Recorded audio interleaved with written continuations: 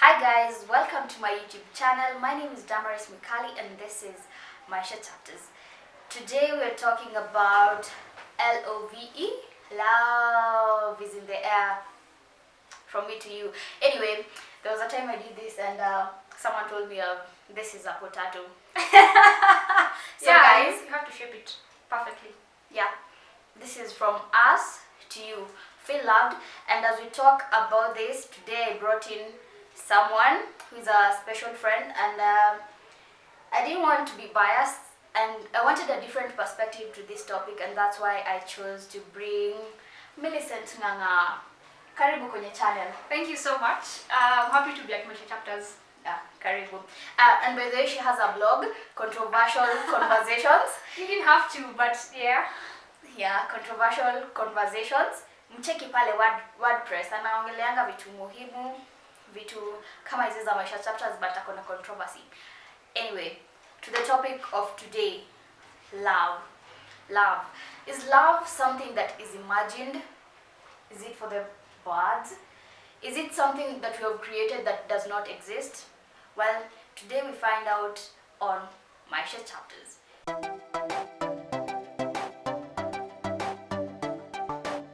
What is love to you? How will you define love? I think love is a deep affection. I think that's how we describe love. For something, for someone. How a friend who loves potatoes. Like she feels very deeply about Waru. So I think that is love. For friends, for family, I feel like it's that deep affection for someone or something. Yeah, to me, love is when you're kind to people. I mean, you can't go loving that we know, that strong affection for someone. You can't go loving everyone on the street, but just to be kind to them and to know that they are human and to show that humanity to other people. When it comes to love, erotic love, I think is when you can embrace someone with their imperfections, when you see all the nasty things about them and you choose to love them. So, how do you tell that you love someone? How do I tell that I love? Like, how do I tell that I love you as my friend? Yeah. I think one of the things, the clearest indicators is you want to spend time with this particular person. So you find their company is fun, you want to spend time, even if it's in silence, by the way, you just want to spend time with them. That is one of the ways I can tell I love someone. Another way is you're constantly thinking about them. You see, when you are walking in town and you see a cute thing and you this would fit me. I think that is some kind of love. So you constantly think about them and kind of picture them, especially like in a relationship setup. You see them in your decisions. Yeah. So you can't just randomly decide I want to do X. You're thinking of this person. Okay, how will it make them feel? Are they going to be comfortable? So I think it's wako kwa thoughts zako sana. That is one of the ways that you can tell you love someone. Okay. How do you tell that this person is the one? Ama you don't believe in the one? Ama there is no the one? Well, by the way, just unpopular opinion, maybe there is no the one. Because assume a few generations back, your mom didn't marry the one who is your dad. So you shouldn't have existed. So how can there be the one for you? Well, you yourself, you're a mistake. You get? Yeah. So I don't know really if there is the one. I think it's about commitment. The one that you have is the one. So you choose to love them, you commit to them, and they become the one. You can make them the one. Yeah. And I'm of the same opinion, because if there is the one, then it means if one person didn't marry the one, then We are doomed. we are all going in a circle of finding this one Yeah. who doesn't exist. Yeah, so I concur with you when you're continually thinking about someone and when you're comfortable around them and you can be silly. Yeah. The things you can't do in public, you can do it with them and not feel judged and stuff like that. Yeah, that's Yeah. true. And will you cheat on someone? That you love. Yeah. Will you cheat on someone that you love? Will the love still be intact? It would be intact. I think the minute there is cheating, it would be intact. But I think, again, unpopular opinion, I think it's possible to be in love with someone and cheat on them. Because the thing is, I think everyone makes mistakes. Okay, well, cheating is not a mistake at ya kawaida, but I think that someone can sleep, and it does not take away from your love. Yeah, I think it can be, you can't go back from where you guys were. It will take a lot of time, but I think it's still possible to love someone and do them wrong. Personally, I think when you cheat on someone, it comes from a point of selfishness. Yeah, I agree. Yeah, because for you to create that thought, you just don't wake up and cheat. It is a gradual process, and you just don't say, today I'm going to cheat on so and so. And you can't find yourself in that situation like, you guy, I was drunk, you guy. You can. Okay, well, kwanza that one about being drunk, I think it's possible to slip up. I'm not saying that completely you're not in fault. Obviously, if you ever cheat, that's on you and that's wrong, and you're to blame. But I feel like a combination of events could like almost make it easy for you to cheat on someone. You get? And especially because I feel like sometimes you don't set out, when you don't wake up and decide, today I'm going to cheat on my partner. I think it's like almost like a gradual process where if you don't take care of that tick points, you just move in the wrong direction and you end up cheating. Obviously, you're responsible for it, but some set of factors can be put together to make it easy for someone to cheat. But you see, when we put it in a Christian perspective, there is that inner voice, the Holy Spirit. And when you do something that is wrong, you will hear some sort of rebuke like, don't do this, you're not doing the right thing. And for you really to go ahead and maybe cheat or do this thing that is wrong, it means that you chose to not listen to this voice and to not stick to your partner and to go ahead. Like, how do you drink? Do you just, if you know that your drinking will cause you to fall, why not drink at home where there is your wife? Yeah, that's agreed. Yeah. But with the same example that you're given, I feel like it's possible, like Christian perspective, you love God, yeah, and you feel strongly for Him, but yet every single day, people sin. You know very well, it has been written in scripture, you should not steal, you should not slander, you should not gossip, and all these things are not rightful in the eyes of God, yeah? But you know very, very well, it's not okay to steal from your mom's purse that 1G, that 50 shillings, you know very well. It's not that you hate your mom or you hate God. You sleep because you're in the flesh. They say as long as you're in this flesh, you keep sinning, you keep falling, because you're not yet in the glorified bodies. Yeah, so I think it's possible. I'm not saying it's right, I'm just saying it's possible. Yeah, but, okay, yes, it's not right, but it's possible. But like you say, when you love God, the Holy Trinity, God, the Father, the Son, and the Holy Spirit. Again, the Holy Spirit is there to continually make you aware of your sins, to continually make you know these things when you are about to do them, when you're doing them, and after you do them. And that's why when maybe you sin, okay, we are about to preach over here, but when you sin, there is that feeling of remorsefulness, you feel bad about it, right? But with cheating, I think when you continually cheat, you no longer feel... You numb it. Yeah, you numb it. So you don't feel like you're doing the wrong thing. So cheating to you becomes just another thing. And I think it's accustomed to every wrong thing. The first time you lied, you were trembling and you were shocked and you were afraid to be discovered. Then the second time you lied, you were like, okay, will I be discovered? The 10th time you lied, you're doing it with a straight face and you're easy because you kind of numb that thing. So I think you get accustomed to every kind of wrongdoing if you keep doing it. It's like serial killers. The first time they killed, probably they felt, but the 10th person, it's almost easy for them. Anyway, it's not about serial killers, it's about love. It's about love. Maybe they can tell us in the comment section. Please let us know. Will you cheat on someone you love? On to my next question. Is it ever a good idea getting back with an ex?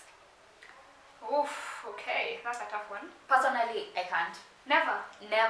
Like, why would I go? If it didn't work out the first time, it definitely won't work out the second time. Definitely. Well, that's so much absolution. I would say life is unique it's unique for different people. Mm-hmm. And I would never truly hate on someone who goes back to be back with their ex. Because set of circumstances, again, you don't really know. Yeah. Because I've seen people who've been together for years. Yeah. 4 years dating, 5 years dating, and then something happens and they decide, okay, you know what, no. And during that break, they realize just how much that person meant to them, how much value that person gave to their lives. So during that break, kind of they become sober, and they're like, okay, you know what, we should make this work because we had a good thing. So, well, I wouldn't get back with any of my exes, but I think it's possible to get back to your ex. Yeah. And like you said, it depends on circumstances. I know I was in a rush because that's what I believe, but I've seen exes who get back together and they find they were meant for each other, like they're soulmates, and they can't do without each other, and that's why they decide to go back together. Yeah. And I think also there's a lot of learning from like heartbreak. Yeah. That gives you perspective, you know, about someone. Sometimes you just think you can't have enough of this. You're done. You're over, out. After a few weeks, after a few months, you start really thinking about it, and you're okay. You know what? That was actually a good relationship. Or even get to another relationship. It's so much worse. You start missing your ex. I don't know. I think it's possible. Yeah, and like you said, we're told to think with our brain and not our hearts. Yeah. But personally, I don't think it's like getting burnt and then you keep going back. You keep going back. But don't you believe people can change? Like we'll leave it as circumstances because if you're dealing with personality traits and their behavior and characters, then I will think twice. But if it was circumstances, I found you with your best friend, or that's a deep one. Found with your best friend. Okay, right, jump into it. Okay, Yeah. I think, as you said, if it's something to do with their personas, it's a bit difficult. If you can't stand someone's persona, something within their character, within their core, it's hard to get back to them. But if it's an event, you know, something happened that is an event that made you guys, you know, mwachane, I think it's possible to get back together because that event does not define them. Yeah. Okay. We are living in the era of social media, and there's this thing, oh, menieka profile picture, oh, janieka status, 3 days, you know. WCW. Yeah. So do you think social media has affected how we love one another? Yeah, definitely. I think social media has affected how we love one another in all extremes, from the good side to the bad side. The bad side is probably where you compare yourselves. You feel like, okay, my best friend is always being posted by their partner, all the time. Or whenever they go out on a date, they're always taking pictures and putting them on social media, or they're always doing A, B, and C. And you kind of have that competitiveness. Yeah, I'm in a relationship, so you want to be out there as well. But on the flip side, I think it can be a good thing because you can get some really good ideas about dates, about gifts, about all these things from social media. So I think it's how you choose to play it, but it has really affected how we date in 2020. Yeah, but personally, I think when you really love someone, there's that tendency you want to protect them. So you don't want to put them out there. But then, in contrary, we love sharing good news. Yeah, we love sharing. Whenever you have a new phone, you want to place it on the table, face up, for people to see, yeah? So there's also that aspect where you're so excited about someone, you want the entire world to know that I am actually dating this person, because you're full of joy and love and you're overwhelmed and you want to put it out there. So sometimes it comes from a true place in the heart where you feel so much love, and that's why you want to put them out there. And sometimes you don't put them out there because you want to protect them, as you said. So it's a very delicate balance, I think. Yeah, and what do you think about Instagram couple goals? Couples goals. Yeah. What do you think about them? Unaniuliza maswali kwa hii channel. Hiyo ni mambo tu na vitenge, kushona vitenge, kuvaa mashati zimeandika queen and king and prince and princess. Yeah. So, sijui, it's not all about enyewe kumachisha vitenge, but I think it brings a lot of pressure to people who want to do this genuinely, and they feel like for us to be considered the ultimate relationship goals, then we have to subscribe to what these other people, what these celebs are doing, or these people that we glorify, what they're doing, we want to be like them, that will again lose the true meaning of love. I think, well, I keep saying this, maisha ni personal. So I think if you want to wear matching kitenges with your partner, kudos to you. Yeah, do it. If you don't want to do matching kitenges with your partner, good for you. If you want to do king and queen, good for you. So I really think love should be personal in that sense, where it's you and your partner. The two of you, you make decisions on what should go into social media, what should not go into social media, how you're going, because you can even have that queen and king and prince, and you never post it. Yeah, it's only for you guys to wear on your family day or etc. So it's how you consume it, and rejecting, like finding that core where you can reject the pressure. You have to do A, B, and C. Like now, because couples are nowadays working out together, you're feeling the pressure. And you don't even care about fitness, but you see pressure flani. You need to go to the gym, work out together, shoot a few videos. Being able to just reject that pressure as a couple, so that you choose, okay, by the way, for us, this is going to work, this is not going to work. Because I know people who genuinely want to do matching outfits. They want to color coordinate genuinely. They just love it. Okay, what if it's one-sided? Like, you, the chick in the relationship, maybe you want to dress, to behave like your role models, okay? And your partner does not want to subscribe to these things. They don't want to even hear about it. Because, again, I've had this couple goals. Some of them are a scam, because people may have broken up like ages ago, but they are in it because there's a way the society perceives them, and they want to stay like that, so that wasijipate kwa mablogs na nini. But also, okay, so I would say about the one-sidedness, it's tricky, but people should verbalize.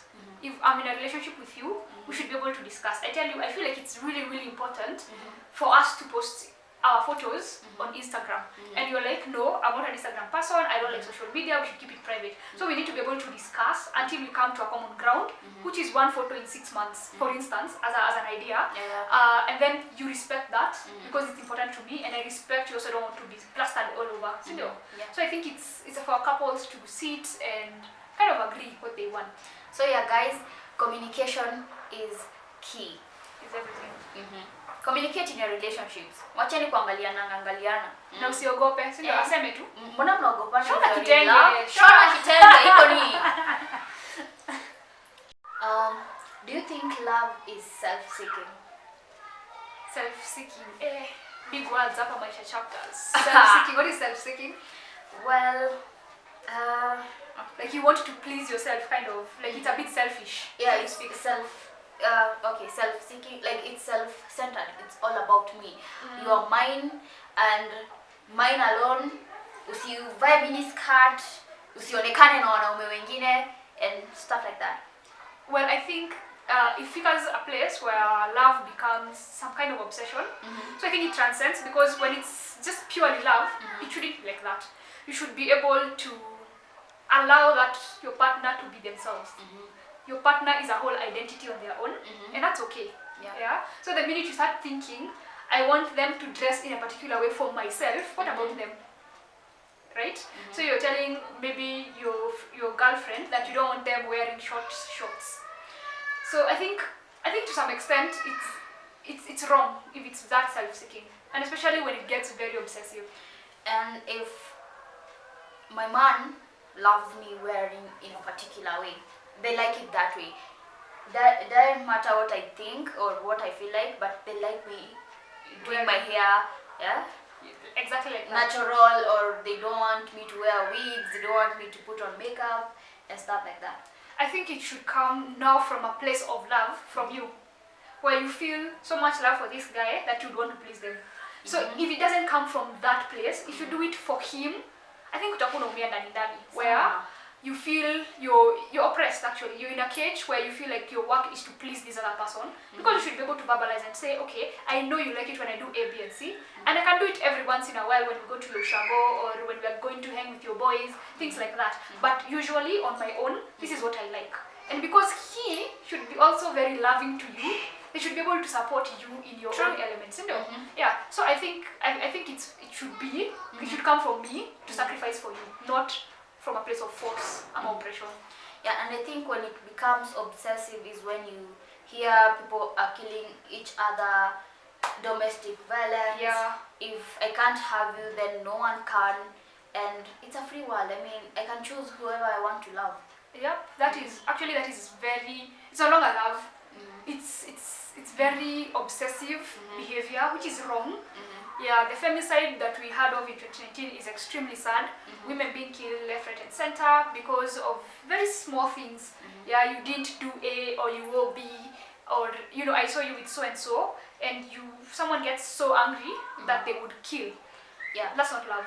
And again, it was not even facts. It was a hard, hearsay. You're just relying on hearsay. And probably I would say it's possible that people get there because they lost themselves. Like, I love someone and my entire being is defined by my love for them. So if they don't exist, I feel like I don't exist. If that love does not exist. So basically you become so lost in someone else that you don't have an identity of your own.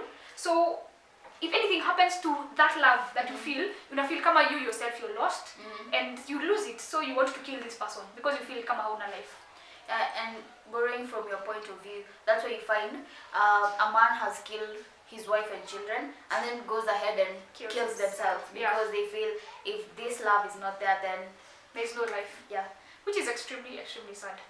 So let me ask you, Madam Maisha Chapters. Yes, talk to me. What do you think about love in the African setting? Do you think we are taught to love as, in the African nature and nurture? I think so, because we borrow from the West. It's Valentine's and people will be probably expecting to be bought gifts, to be taken out, and stuff like that. So this is the measure of love. If you don't buy me gifts, if you don't take me out, then hapa hakuna mapenzi. So in that perspective, I think so. But that is a very westernized thing. I would want to know, I don't know, speaking as an African woman, what have you learned from the Africanness is how do you show love? Because when you look at being posted, for instance, just as we were talking about social media, or going out for Valentine's and whatnot, all these things are really Western. They're not truly African. And when I look back, I was not fortunate enough to maybe see my grandma and my granddad interact and kind of see what love is for them. But I would want to hear such a story. By the way, if you have something like that, that is very African authentic, post it in the comments so that we see. But I think in the African setup, they value companionship. Because you will find that someone has like 5 wives, but they want to just stay at home with all of their wives. Like, the man will go maybe out drinking, but when they come home and they find that the wife has prepared something lovely, to them that was love. To the husband of that, to the man of that house, they perceive that as love. If my woman can cook for me, can wash clothes for me, acts of service. Yeah, true, because it's a way of showing love. Okay, but I don't know, I still feel like as a continent, probably we have failed in some ways, because most of the things or how we show love is a bit westernized. And personally, that's how I feel, because there's nothing tangible that I can hold on to and say I was taught to love by my mom, by my grandmom in this particular aspect. Because everything that I was taught as a child, I kind of rejected it, because it was always to the benefit of the guy. Submit, or do this, cook, clean, all those things, which are true. I mean, it's one of the languages of love, acts of service, but it can't be the only one. Because how are the guys showing their women that they love them? When they provide. Okay, it's their duty to provide, but if they go out of their way, you ever had people quarreling and they're like, Mona unanishuku, me I was out there hustling for us and for our family, like, to them they perceive I was doing it for love. The love I have for you is making me go out there, do my thing, get the money, and come and feed you guys. Okay, kind of makes sense for that time. I would want to see how that would play out with a working woman in 2020, where you're both providing. So I don't know. Anyway, food for thought. Tuambieni hapo comment section pia. So to wind this up, Love is kind, love is patient, love is not self-seeking. Unajua Biblia yako? Well, I know it's in Corinthians, 2 Corinthians 13, 4 verse 13. We're not sure. I don't know. It's in Corinthians. Yeah. Endeni huko nje na mpende watu, muitikie kupendwa na mpendeke. Have a nice day. Thank you for watching this video. If you want me to bring our guest again to talk about these things, let me know and I'll be sure to bring her in the next video. Asanteni sana. Mwambie wa subscribe. Yeah, subscribe to my chapters. Support my girl Dama.